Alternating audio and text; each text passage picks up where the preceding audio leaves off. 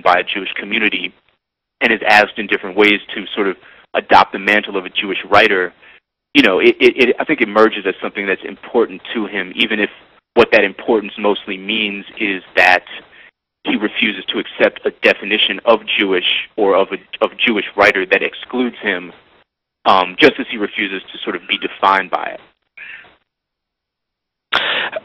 I was struck that all the protagonists in the book, they work hard at their art, yet they expend no serious effort to grapple with their tradition. I mean, they don't try to learn Hebrew, they don't study Talmud, they don't live in Israel, or they don't seem to work at it. I mean, 1/10 as much as they do at their art.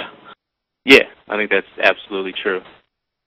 And I think partly it goes back to this notion of community and margins that I was talking about before. You know, one reason I think that the margins are interesting is that I think the margins in terms of, you know, let's say the Jewish community in particular, the people who feel alienated, who feel ambiguous, who don't really want to come more fully into the fold, I think those are the people who end up being artists, because I think that that position engenders a lot of perspective and a lot of pain, and it gets channeled into art. And, you know, if you look at sort of the pantheon of, you know, 20th century Jewish American writers, I think that you see people almost, you know, exclusively who occupy those margins, whether it's Malamud, Philip Roth, Kazin, Bellow, Mailer, Woody Allen, Lenny Bruce, and even some of my peers today who are writing. You know, I think that it's the tortured relationship to the religion and to everything else too, not just the religion, but, you know, to all elements of identity and society that create or allow people sort of the space and the energy to create art. And it might be working against a tradition. It might be the desire to define that tradition for themselves. But yeah, it's probably not going to come of these sort of traditional forms of identification that you're referencing.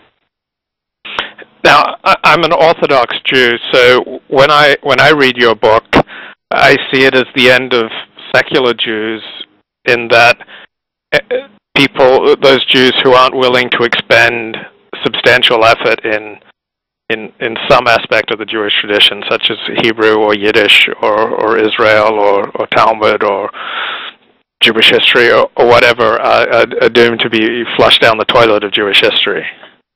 Does that make any sense to you? You know, an Orthodox Jew looking at this. Yeah, I mean, I think that makes sense. You know, for me, yeah. I mean, I can see that. You know, for me and for this book, the term "the end of the Jews" obviously has very little to do with extinction or extermination. It has to do, I think, you know, aside from the actual reference of the term in the book when Tristan is being told about this sort of garish bar mitzvah by his grandson, and, you know, this sort of spectacle that it's become. And of course, his grandson has DJ'd it and gotten drunk and is now banished to his house because his mom is fed up with him.